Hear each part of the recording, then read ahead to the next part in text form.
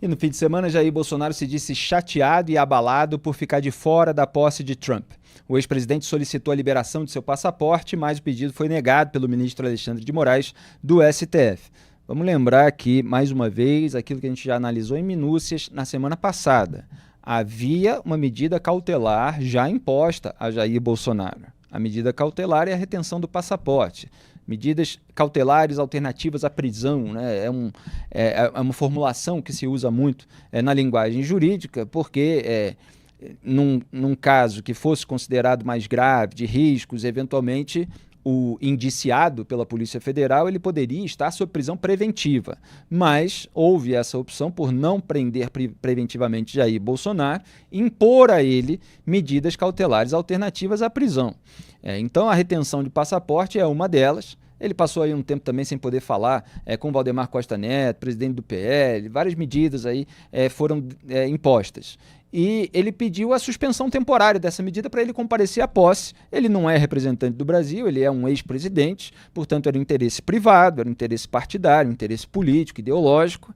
E o Procurador-Geral da República, Paulo Gonet, num parecer que foi acatado pelo ministro Alexandre de Moraes, disse que não havia motivo, porque o interesse particular não se sobrepõe ao interesse público que está por trás de uma medida cautelar como a retenção de passaporte, em razão, evidentemente, do risco de fuga. E aí citaram, inclusive, declarações do Bolsonaro, que ele voltou a reforçar hoje, né? Porque, como eu falei na semana passada, ele produz provas contra si próprio, de que ele poderia se refugiar numa embaixada, etc. Hoje voltou a falar que eu não sou nem réu, então eu posso fugir e tal, e depois quer viajar e posa de perseguido. Então vamos acompanhar a fala de Bolsonaro. Pode soltar.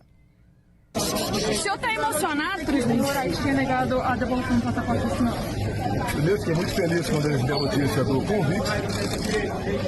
Se não me engano, foram 5 chefes de Estado convidados, eu não sou chefe de Estado, e foi um convidado excepcional por parte do Trump e sua comitiva. Seria muito bom a ida lá, o Trump gostaria muito, tanto é que ele me convidou. Estou chateado, estou abalado ainda, né? Mas eu enfrento uma enorme perseguição política por parte de uma pessoa. Essa pessoa decide a vida de milhões de pessoas do Brasil. Ele e mais ninguém. Ele é o dono do processo, ele é o dono de tudo, quando quer ignora o Ministério Público, tá? Faz o que bem entende e tem um compromisso. Você viu o discurso dele? Alguém do Supremo não era para discursar aqui. O objetivo é eliminar a direita do Brasil. Eles vêm à direita com um mal aqui no Brasil. Você vê que o Donald Trump estava lá dizendo que o Estado não vai perseguir, também tentando passar a impressão de que foi vítima de uma grande perseguição, que nunca tinha feito nada errado. O Bolsonaro segue um caminho semelhante. E no finalzinho do último bloco, a gente chegou a mostrar o Bolsonaro revoltado de não ter sido liberado o seu passaporte para que ele comparecesse à posse de Donald Trump. E a gente tem um segundo vídeo, não deu tempo de mostrar, mas a gente mostra agora e analisa esses dois. Esse vídeo mostra o Bolsonaro se despedindo da Michelle Bolsonaro antes de ela embarcar para os Estados Unidos. Vamos assistir.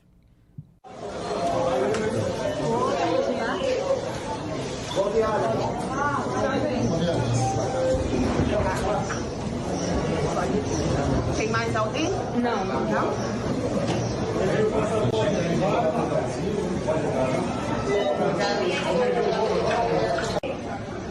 Conexão, primeiro passageiro, espera. Mas e aí vai ter só um minutinho, quando ela vai lá. Certinho.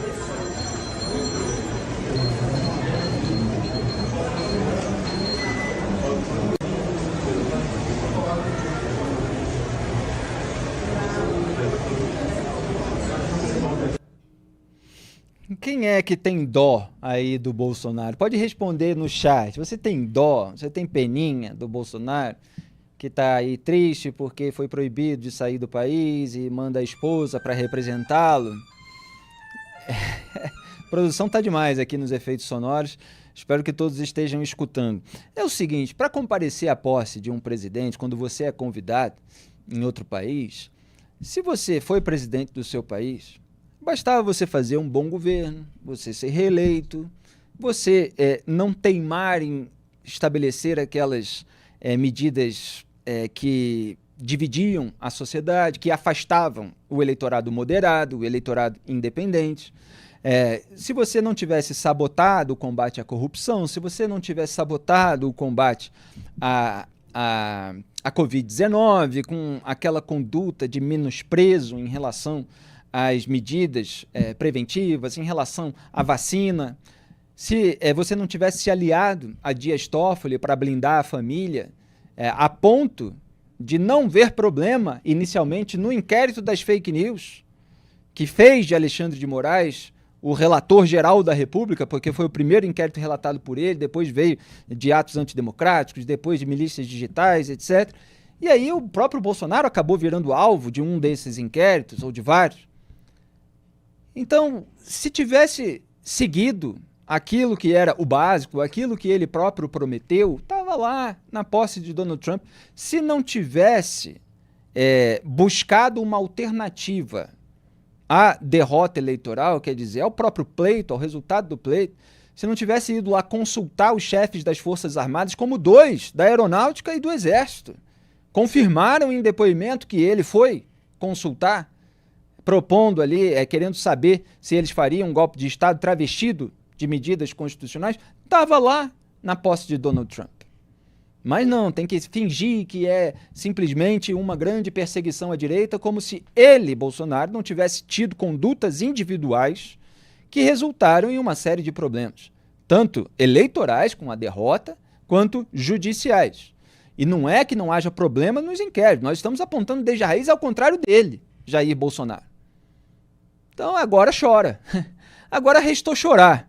Passamos 4 anos apontando que ele não deveria ter feito aquilo que ajudaria o Lula, que fortaleceria o Supremo Tribunal Federal, etc. Quis continuar aloprando. Agora vê a esposa indo embora e fica aí choramingando e faz um discurso indignado, como se ele fosse uma direita inteira perseguida simplesmente por uma questão ideológica. Ora, vocês estão com peninha aí no chat? Duda Teixeira. Pois é, ele não embarcou porque em 2022 ele estava ali pedindo para os 3 chefes das Forças Armadas brasileiras de não deixar o Lula assumir, né? Ele não foi ainda acusado, mas vai ser investigado provavelmente por causa disso. É por isso que ele não embarcou. Agora, é claro, você vê a cena, você pode até se emocionar junto, né? Porque tem um momento ali que parece que ele realmente vai cair nas lágrimas, né? Ele fica ali em silêncio, parece que vai ficando vermelho. Você fala, agora ele realmente vai chorar de verdade. E acho que realmente ele tem essa broderagem, né? Essa amizade lá com o Trump. Então ele queria ver os amigos dele, ficou feliz de ter recebido o convite. E aí, sinceramente, honestamente, ele ficou muito triste e abalado de não poder viajar. Agora a gente tem que olhar a questão no contexto, entender por que ele não embarcou. E não embarcou porque realmente não é pouca coisa pedir para os 3 chefes das Forças Armadas não deixar o sucessor tomar posse. Eu nem especifiquei nessa minha breve listinha resumida aqui de improviso das condutas de Jair Bolsonaro que geraram essa situação, as presepadas em relação às urnas eletrônicas. Aquelas presepadas absolutamente ridículas e que a investigação da Polícia Federal ainda tornou mais ridículas, porque identificou lá as mensagens do Mauro Cid rindo daqueles que acreditavam nessas narrativas, dizendo para um interlocutor que citou a uns hackers que publicaram um negócio na internet, ele falou assim, isso foi do nosso pessoal, eles estavam plantando narrativa na internet para a massa de manobra acreditar. Quando o PL, o partido ao qual Jair Bolsonaro é filiado e cujo dono é o Valdemar Costa Neto, elegeu a maior bancada pelas mesmas urnas eletrônicas. E eles tentaram inventar que não. Só as urnas do segundo turno da eleição presidencial, na qual Jair Bolsonaro perdeu, que estariam contaminadas quando houve outras eleições, quando houve, pessoas do campo da direita que se elegeram por esse mesmo sistema, do qual hoje já nem falam mais. Porque vão mudando de alegação, vão mudando de narrativa. conforme a necessidade de se jogar uma cortina de fumaça sobre as condutas individuais inapropriadas. Eu não esqueço, não vou esquecer, e é dever do jornalismo lembrar. Ricardo Kersman, eu tenho certeza que também nunca vai esquecer o que foram esses 4 anos, principalmente para jornalista vigilante e crítico que não topou mudar os seus princípios e os seus critérios para faturar alto e ficar com o microfone em horário nobre, em emissora amiga. Não, a gente continuou fazendo trabalho e vai continuar lembrando a história como ela se deu, Ricardo. Não vou esquecer mesmo, Felipe, e não por uma questão pessoal, por uma questão pública, uma questão profissional, porque é assim que tem que ser. É assim que a gente, ao menos, tenta construir uma sociedade melhor. Agora, para além dessas questões de ordem jurídica, né, de ordem legal, fatos históricos, pois isso tudo que vocês acabaram de falar são fatos, isso não é opinião, não é achismo, são coisas que aconteceram. Para além disso tudo, eu acho que pega muito mal, né, para um imbrochável, para um imorrível, né, esse tipo de muxoxo, essa postura tão chorosa assim. Fraquejada. Dias atrás, né, ele gravou um vídeo implorando, e foi esse termo que ele usou. Eu imploro ao ministro Alexandre de Moraes para poder conceder anistia para as pessoas. Já chorou outras vezes também. Agora se deixa filmar com os olhos vermelhinhos, marejados, vendo a esposa indo embora, viajar para os Estados Unidos. Deveria estar feliz por ela, desejando boa viagem, dando um abraço nela. Aí agora novamente chorando. Acho que não pega bem, né, para um capitão tão machão assim, né? Esse tipo de postura. Acho que vai decepcionar um pouquinho os seguidores dele. Pois faz lembrar até aquela estratégia do João Santana na campanha de 2006 do Lula, depois da qual ele deu uma entrevista dizendo que o Lula alternava entre o valentão e a vítima. E parece que o Bolsonaro está repetindo essa forma. É óbvio que tem um monte de diferença entre eles. Aqui a gente não aponta que eles são iguais em tudo. Há pontos em comum. São populistas, um com retórica à esquerda, outro com retórica à direita, são patrimonialistas, eles utilizam o público como privado em diversas ocasiões diferentes, eventualmente em alguns pontos, graus diferentes, etc. Mas são. Agora, há diversas diferenças entre eles. Agora, parece que o Bolsonaro está incorrendo nesse mesmo método. Não sei se conscientemente, de plano de marqueteiro, ou se espontaneamente. Ele parece mesmo que está incomodado, que está com medo de ser preso. E está alternando momentos em que esbraveja e momentos em que cai no choro. É isso que está acontecendo, que a gente está vendo diariamente aqui com Jair Bolsonaro. E o filho dele, o deputado Eduardo Bolsonaro, publicou em suas redes sociais um vídeo que mostra ele fazendo uma chamada de vídeo com Jair Bolsonaro em um jantar de gala na véspera da posse de Trump. Eles estão tentando explorar ao máximo isso aí para que, enfim, o bolsonarismo apareça internacionalmente, com um aliado forte nos Estados Unidos, que o Bolsonaro apareça de vítima de uma perseguição. Então esse programa é muito generoso, pode soltar.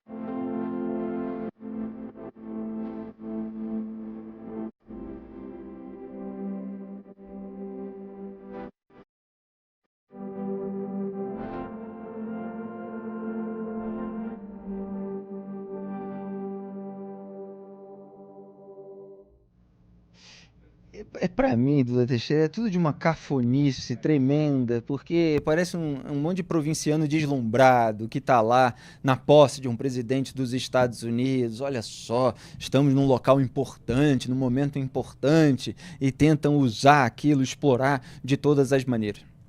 E aí ele põe uma camisa do Criciúma, né? Então, acho que é intencional esse contraste entre o sujeito lá com a camisa de time de futebol e o outro, a turma em jantar de gala. Agora, é impressionante também, eu acho que tem um ponto que é interessante a gente notar, a presença do Eduardo Bolsonaro, né? O Bolsonaro ele não passa o bastão para ninguém como possível candidato, não passa a bola para o Tarcísio, nem para o Caiado, muito menos, mas sempre aparece aí o Eduardo nessa história. A gente vai continuar comentando os vídeos de Jair Bolsonaro impedido de ir à posse do Donald Trump, chorando, depois toda aquela fanfarronice bolsonarista com o telefone para aparecer, aquele deslumbramento que a gente tem visto, aliás, nas viagens internacionais de parlamentares. Mas Ricardo Kertzmann precisa dar suas considerações finais antes de sair para outro compromisso. Diga, Ricardo. Ô Felipe, nesse tipo de vídeo não tem absolutamente nada espontâneo, não tem nada por acaso, né? A musiquinha triste, aquele pianinho melancólico tocando no final, né? Essa contradição entre uma festa luxuosa daquela e uma roupa, né, um uniforme de um time de futebol. Isso é o zero e vezeiro desse tipo de populista, seja de direita, seja de esquerda. O Trump mesmo, aqui nos Estados Unidos, a turma dele, cansa de fazer esse tipo de material. O PT, o Lula, pode pegar todos os vídeos de campanha do Lula, quando começa aquelas imagens mostrando as pessoas mais simples, né, cozinhando em casa, sempre tem um pianinho, sempre tem uma luz difusa. Isso tudo é puro marketing, puro populismo. O Partido Democrata americano também, a gente ironizou várias peças publicitárias da campanha da Câmara, armadas, ela falando no telefone na hora de chamar o vice, ela falando com o Obama, quando o Obama oficializou o apoio, tudo roteirizado, mas para fazer parecer espontâneo. Tudo peça de marketing. Fala. Exatamente. O próprio vídeo do Nicolas, que fez esse sucesso estrondoso, recorre a ele lá, fundo preto, camisa preta, também pianinho tocando no fundo, tudo bem editadinho. O pecado, a pena, né, Felipe, é que, infelizmente, boa parte, eu diria a grande parte dos eleitores, se deixa levar por esse tipo de manipulação. Obrigado, boa noite, correr para a próxima. Boa noite, valeu Ricardo Kertzmann, tamo junto sempre. Duda Teixeira, a musiquinha é um detalhe muito importante nesse melodrama que foi feito aí do impedimento de Jair Bolsonaro ir à posse de Donald Trump, com choro no aeroporto e tudo. Aquela musiquinha melodramática mostra o nível do marketing. É o valentão que chora quando é impedido de fazer alguma coisa. Gostei da análise que você fez ali, de que ele alterna momentos de valentia e de vítima, né? Quando a gente lembrava do Bolsonaro naquela reunião de julho de 2022, que estão todos os ministros ali reunidos, ele é uma fera, né? Ele vai um por um pressionando, cobrando. É impressionante como ele é aguerrido ali, né? E aí, nesse outro momento, completamente indefeso, né? É difícil acreditar nas duas, né? Na verdade, é um cara que usa muito as posturas, os gestos, as palavras, sempre ali um pouco com uma estratégia e um plano do que ele pretende alcançar mais para frente. E Eduardo Bolsonaro escreveu na rede social, abre aspas, essa maldade vai acabar, podem anotar, fecho aspas. Isso aí, tudo uma grande maldade contra o papai.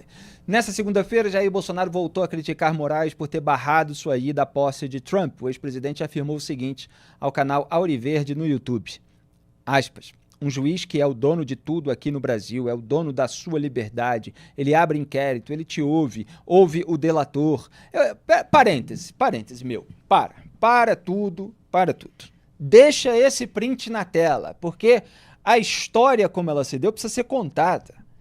Um juiz, ele está se referindo ao Alexandre de Moraes. Alexandre de Moraes é o relator. E aí ele fala, ele abre inquérito. Quem abriu de ofício o inquérito das fake news, foi o primeiro que tornou Alexandre de Moraes relator, não só dele, mas depois dos outros na esteira, quem abriu foi Dias Toffoli. E o Bolsonaro não protestou, não. O advogado-geral da União da época era o André Mendonça, que alternou ali os cargos de AGU e ministro da Justiça e Segurança Pública no governo Bolsonaro, depois foi premiado com a indicação ao STF, hoje sendo ministro do Supremo. O André Mendonça legitimou a abertura do inquérito das fake news. O Augusto Aras, também escolhido por Jair Bolsonaro, legitimou a abertura do inquérito das fake news. Só quis participar também, que consultasse o Ministério Público, que o Toffoli estava tentando contornar também. porque ele estava preocupado com a turma da Lava Jato. Como eu já contei essa história aqui no programa, no Papo Antagonista, em diversos artigos no portal antagonista.com.br. Ele estava preocupado não só com a turma da Lava Jato, com a Receita Federal, que naquele caso não tinha nada a ver com a Lava Jato. O caso em que as esposas do Toffoli e do Gilmar Mendes caíram na mira da Receita Federal. E a apuração foi suspensa por quem? Por Alexandre de Moraes. Naquela época, Bolsonaro estava abraçando o Toffoli. Então ele está dizendo aí como quem... ele abre inquérito, faz tudo. Agora é alvo do inquérito por parte do relator. Para quem abriu o inquérito original desse monstrengo que se tornaram os inquéritos do Supremo, ele passou um baita pano, né, para quem abriu o Dias Toffoli. Vamos lá, continuando. Bolsonaro diz, ele é o promotor, ele é o julgador, ele encaminha o seu juiz para fazer audiência de custódia, tudo ele. Tira teu passaporte, ele pode fugir, eu posso fugir agora, qualquer um pode fugir. Fecha o aspas. O que o Bolsonaro sempre omite são as causas. O que ele fez para que isso acontecesse, ou o que ele deixou de fazer enquanto estava no poder. Duda Teixeira. A crítica que ele faz ao Alexandre de Moraes está correta, né? O Alexandre de Moraes não pode ser o cara que começa o inquérito, ele não abriu, quem abriu foi o Dias Toffoli, mas joga já para o Alexandre de Moraes, é o cara que conduz o inquérito, né? Que ouve o delator, enfim. Não poderia o Alexandre de Moraes estar fazendo todas essas funções. Agora, o que a gente está vendo agora é um aumento do ativismo judicial do STF, que vem crescendo já desde os anos 2000, mas que em 2019 tem esse super salto com o inquérito das fake news, né? E aí era objeto do requerimento de criação da CPI da Lava Toga, que nós defendemos justamente para combater tudo isso, para combater essa concentração de poder no Supremo Tribunal Federal. E o Jair Bolsonaro, com os seus filhos, Flávio e Eduardo, principalmente, atuaram, principalmente o Flávio, mas o Eduardo nas redes sociais, atuaram, todos eles, para barrar a CPI da Lava Toga, para blindar o Toffoli, que estava blindando o Flávio. Só para lembrar a história, como ela se deu. Diga, Dudu. Como o STF, em 2019, vai ganhando essa força sem resistência no Executivo, a coisa só vai piorando, né? Isso, então, já no primeiro ano do governo Bolsonaro, e vai assim o governo todo, né? E aí hoje está difícil de conseguir colocar o STF de novo só nas suas funções constitucionais. Você, Duda Teixeira, quer acrescentar alguma coisa? O Bolsonaro comentou ali que 5 chefes de governo foram convidados, né? Ele foi um dos 5, então um dos poucos escolhidos ali. Eu lembro, acho que da Giorgia Meloni, da Itália, Viktor Orbán da Hungria, o Javier Milei da Argentina, Xi Jinping da China, acho que deve ter dado os 5 aí. Agora, veja, Felipe, que eu acompanhei aqui toda a posse e essa turma não apareceu, né? O Xi eu sei que não foi, mas o que eu acho que aconteceu? Ainda que o Trump tenha quebrado a tradição dos Estados Unidos de convidar chefes de governo, isso nunca aconteceu, né? Sempre quem vai à posse nos Estados Unidos são os embaixadores que já estão ali em Washington. O Trump gosta de projetar poder, projetar influência e fez esses convites. Agora, veja que eles não apareceram, né? Assim, a gente sabe do Bolsonaro porque a gente é brasileiro e a gente fica acompanhando as redes sociais do Eduardo Bolsonaro, ou deputados bolsonaristas e por aí vai. Mas é claro que isso daí, a não ida do Bolsonaro para a posse, não teve repercussão maior no resto do mundo.